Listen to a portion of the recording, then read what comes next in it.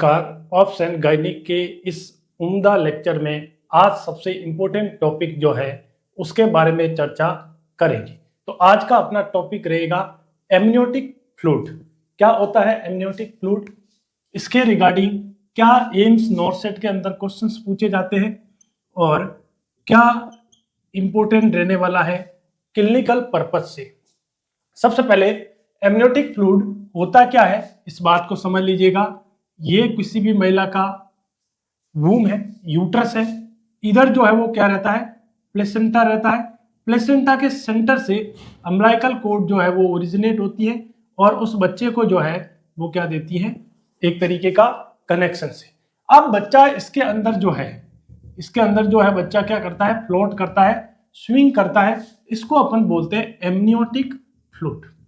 तो amniotic fluid क्या है, एक वूम के अंदर जो बच्चा है उसके अंदर बच्चा एक सुरक्षित रहता है ना, फ्लोट रहता है, ताकि बच्चे पे कोई तरीके का टेंशन ना पड़े, कोई तरीके का इंजुरी ना आए, एज ए शॉक एब्जॉर्बेंट। इस तरीके से जो है वो एमनियोटिक फ्लूइड होता है। अब इस एमनियोटिक फ्लूइड का क्लिनिकल पर्पस से आपको जानना है, कैसे एमनियोटिक फ्लूइड के बारे में हमें जानकारी रखनी है, कितना इसका अमाउंट होता है, क्या इसका कलर होता है, किस कलर को नॉर्मल बोलेंगे, क्या अबनॉर्मल होता है, ये कोई डायग्नोस्टिक टेस्ट करना है तो हमें वो क्या इंटरप्रिटेशंस किया जा सकता है, ये सारी जो जानकारी है। 50 ml जो है वो एमनियोटिक फ्लूइड कब रहता है, 12 वीक पे।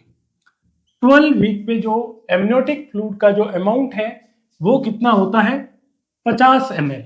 यदि 20 हफ्ते की प्रेगनेंसी हो जाए तो एमनियोटिक फ्लूइड जो है वो कितना रहेगा, 500 ml। कितना रहेगा, 400 से 500 ml के जो बीच में है वो एमनियोटिक फ्लूइड जो है रहेगा।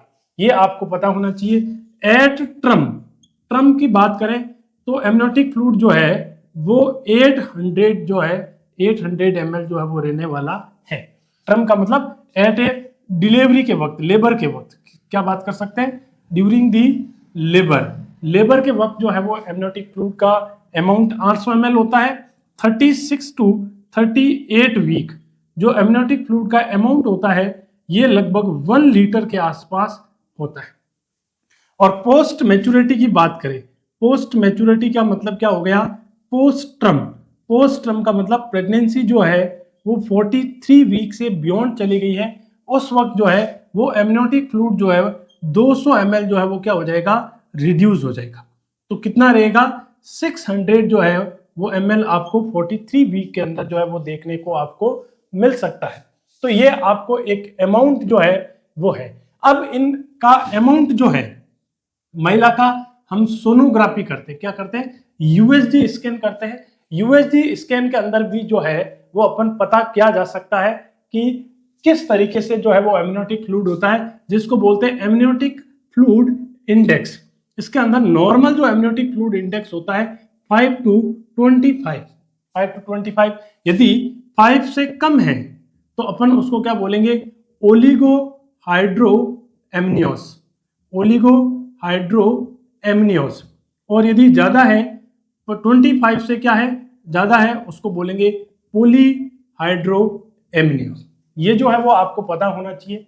ये एमनियोटिक फ्लूइड जब है वो ज्यादा हो जाता है, ज्यादा का मतलब जो है वो कहीं जो है वो लगभग 2 लीटर से जो है वो ज्यादा हो जाता है, तो अपन उसको पॉलीहाइड्रोएमनियोस बोलेंगे।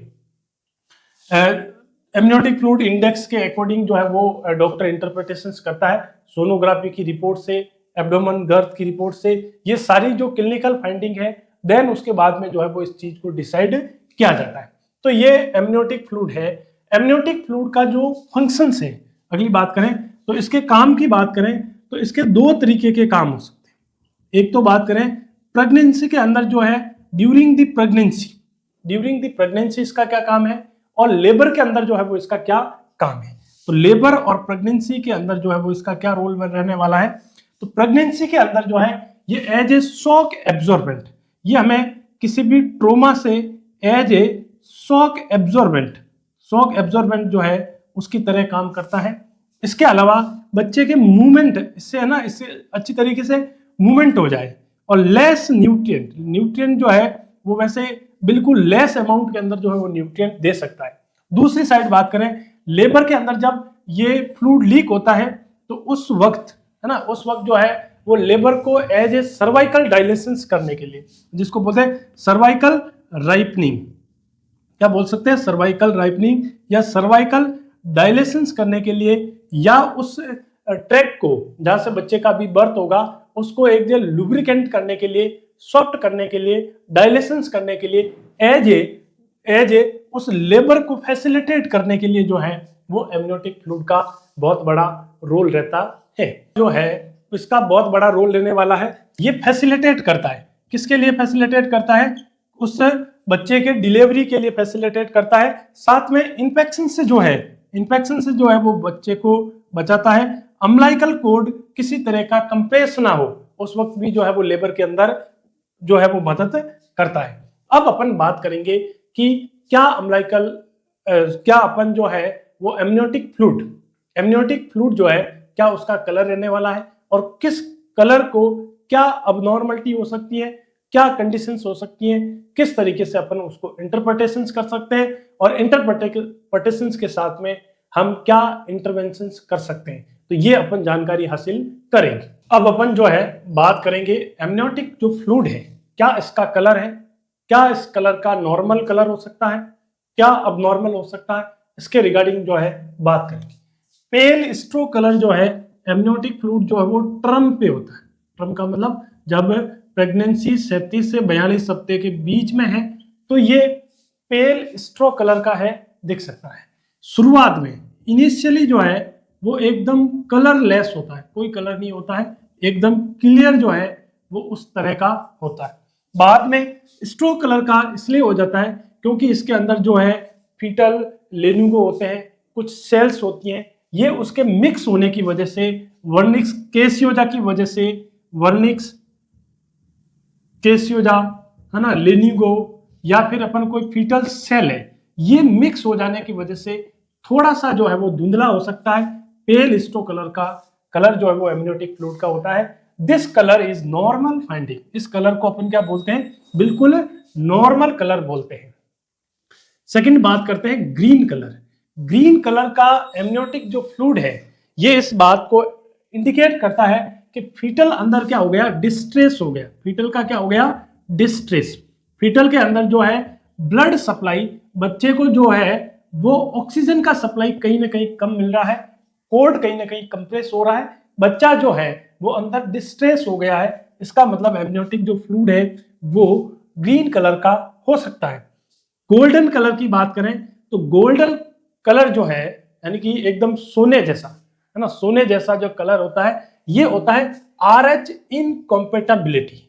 RH इनकॉम्पेटेबिलिटी, RH इनकॉम्पेटेबिलिटी का मतलब है बच्चे का और माँ का खून जो है मिक्स हो गया है, माँ जो है वो नेगेटिव है, बच्चा जो है पॉजिटिव है। अब जो है फीटल हाइड्रोप्स जिसको बोलते हैं, या फिर अपन जिसको बोलते हैं फीटल इरिथ्रो हाइड्रोसिस, ये इस तरह की कंडीशंस जो है, ऐसे में बच्चे को जान जाने का खतरा है, इसलिए अपन एंटी सेंसिटिव इनकी रोगाम इंजेक्शन जो है वो लगाते हैं।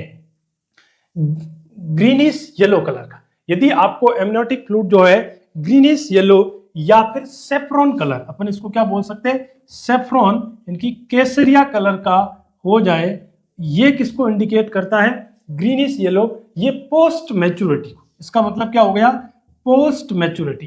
पोस्ट मैच्योरिटी का मतलब है प्रेगनेंसी जो है वो 43 वीक को बियॉन्ड कर गई, ज्यादा हो गया है प्रेगनेंसी को, पोस्ट मैच्योरिटी जो है वो आपको देखने को मिलेगा। डार्क और साथ में डार्क कलर या फिर ब्लड है, ये कहीं ना कहीं कंसील्ड जो ब्लीडिंग है, एब्रेसियो प्लेसेंटा हो गया है या फिर अंदर जो हेमरेज हो गया, ये उसको इंडिकेट करता है कहीं ना कहीं कंसील्ड जो है वो अंदर ब्लीडिंग हो गई है। डार्क ब्राउन कलर जो है, या फिर अपन इसको बोलते हैं टबाको जूस, कैसा हो गया, टबाको जूस जैसा हो गया। ये किसको इंडिकेट करता है, ये इंडिकेट करता है इंट्रा यूट्राइन डेथ, बच्चे की जो है वो इंट्रा यूट्राइन, यूट्रस के अंदर बच्चे की डेथ हो गई है, इसलिए टबाको कलर का, है ना, डार्क ब्राउन कलर का जो है वो एमनियोटिक फ्लूइड आपको देखने को मिला। पुरुलेंट जो है वो तब आपको देखने का मिलेगा जब कहीं ना कहीं एमनियोटिक इन्फेक्शन हो रखा है, या अम्बिलिकल कॉर्ड के अंदर या कोरियन के अंदर। ये पुरुलेंट जो है वो इन्फेक्शंस को इंडिकेट करता है। क्या हो गया? इन्फेक्शन जो है वो हो गया। तो ये अपन ने बहुत एक उम्दा जानकारी है। आई थिंक जो है वो ऐसा कोई एग्जाम नहीं है, कोई कॉम्पिटेटिव एग्जाम नहीं है, या फिर क्लिनिकल पर्पज से बात करें तो ये अपने आप में बहुत सारा इसकी इंपॉर्टेंसी है। एक नर्स को इसके रिगार्डिंग जो है एक नॉलेज होना चाहिए, है ना। तो एक बार इसको वापस समझ लीजिएगा। पेल कलर जो है वो टर्म पे होता है, इसका मतलब नॉर्मल है। शुरुआत में जो है वो एकदम क्लियर कलर का होता है, ये एक नॉर्मल है। इसका मतलब है आपको कुछ भी इंटरवेंशन करने की जरूरत नहीं है, आपको सिर्फ जो आगे है उसको एडवांस करना है और उसकी जो है वो डिलीवरी, इनकी बच्चे का बर्थ प्रोसेस को आगे बढ़ाना है और बच्चे की और मदर की केयर को करना है। ग्रीन कलर जब है फीटल डिस्ट्रेस हो गया। फीटल जब डिस्ट्रेस होता है तो सबसे पहले आपको पेशेंट को आपको उसको एनकरेज करना है, मदर को ऑक्सीजन देना है, मदर को आपको सेफ्टी प्रोवाइड देना है, और तुरंत जो है वो सीनियर डॉक्टर जो है या सीनियर नर्स को जो है वो आपको इन्फॉर्म करना है, ताकि जो फीटल डिस्ट्रेस या फिर आपको जो प्रेगनेंसी की या फिर उसको डिलीवरी करवाने के लिए चाहे सिजेरियन सेक्शंस हो या नॉर्मल हो, जो भी आपको अकॉर्डिंग टू क्लिनिकल सिचुएशन के अकॉर्डिंग जो है वो आपको जो है वो डिलीवरी की तैयारी करनी चाहिए, और मदर को ऑक्सीजन जो है वो आपको लगा देना चाहिए। गोल्डन कलर का हो गया है तो RH इनकॉम्पेटेबिलिटी हो गई है। इसका मतलब है अब आपको एंटी रोगाम जो है, एंटी सेंसिटिव जो है वो आपको दवाई देनी है। अब बच्चे के अंदर जो है फिटलिस हाइड्रोप्स जिसको बोलते हैं, अब जो बच्चे का जो ब्लड सेल है वो खत्म हो सकता है ना, ब्लड में एक तरह का रिएक्शन हो सकता है। तो इसके रिगार्डिंग जो भी मेडिकल अप्रोच है ना, मेडिकल अप्रोच को आपको जो एज ए डॉक्टर का प्रिस्क्रिप्शन जो है वो आपको फॉलो करना है। ग्रीनिश येलो जो है वो सेफ्रॉन कलर का हो गया। इसका मतलब पोस्ट मैच्योरिटी हो गया है ना, ज्यादा हो गई। पोस्ट मैच्योरिटी में बच्चे के कई सारे कॉम्प्लिकेशंस हो सकते हैं, बच्चे को एस्पिरेशंस हो सकता है, इस तरह की आपको बच्चे को केयर प्रोवाइड करनी है। इसके अंदर जो है ब्लीडिंग हो रखी है तो उस मदर को हमें इस बात का भी पता करना है कहीं उसका शॉक में नहीं चली जाए, है ना। फ्लूइड चढ़ाना है उसको, सारी जो आपको एज है ना, एक क्रिटिकल कंडीशंस देखते हुए आप इसको मैनेज करना है। डार्क ब्राउन इनकी बच्चे का डेथ हो गया है, अब हमें कुछ भी नहीं करना है। उनको पेशेंट को जो मदर है ना, क्लाइंट को जो है वो आपको क्या करना है, एनकरेज करना है, उसको सपोर्ट करना है साइको सोशियोलॉजिकल, साथ में उसका जो बच्चा है वो आपको टर्मिनेट करना है। पुरुलेंट का मतलब इन्फेक्शन हो गया तो आपको clean hygiene infection control protocol को फॉलो करना है। मदर को एंटीबायोटिक की जरूरत हो सकती है। इसके अलावा जो आपको डॉक्टर का जो प्रिस्क्रिप्शन है एज ए इन्फेक्शन को बचाने के लिए, जो आपको CDC या लोकल जो पॉलिसी की गाइडलाइन है वो आपको फॉलो करनी चाहिए। तो ये हमने एक बहुत चर्चा की किस तरीके से जो एमनियोटिक फ्लूइड है वो अपन कलर क्या हो सकता है, क्या अबनॉर्मल जो है वो इसके अंदर हो सकता है। अब देखें इससे अपन बच्चे की मैच्योरिटी का भी बताएं। एमनियोटिक फ्लूइड जो है, एमनियोटिक फ्लूइड के जो सैंपल से अपन जो है वो बच्चे की मैच्योरिटी का पता करते हैं ना, जिसको बोलते हैं शेक टेस्ट ना। शेक टेस्ट करते हैं बच्चे की लंग्स के अंदर जो है कितना सरफेक्टेंट है, बच्चा जो कितना मैच्योर है, इस एमनियोटिक फ्लूइड से जो है वो अपन टेस्ट कर सकते हैं। जो अपन शेक टेस्ट जिसको अपन बोलते हैं वो अपन इसको करते हैं। तो ये एक अपन ने चर्चा की है क्या क्या हो सकता है। इसके अलावा इसका जो स्पेसिफिक ग्रेविटी होता है ना, स्पेसिफिक 1.010 जो है स्पेसिफिक ग्रेविटी होता है। इसकी ऑस्मोलरिटी होती है 250 ऑस्मोल पर लीटर जो है वो इसकी नॉर्मल ऑस्मोलरिटी होती है। एमनियोटिक फ्लूइड जो है वो एज ए अपन सैंपलिंग के तौर पे भी इसको ले सकते हैं। तो ये आई होप सो आपके नॉलेज में इंक्रीमेंट हुआ होगा। यदि आपके नॉलेज में इंक्रीमेंट हुआ है, चैनल को सब्सक्राइब करें। सब्सक्राइब के साथ में ऑल जो बटन वाला है, ऑल नोटिफिकेशन वाले पे प्रेस करें और लाइक कमेंट जो है वो करें। धन्यवाद।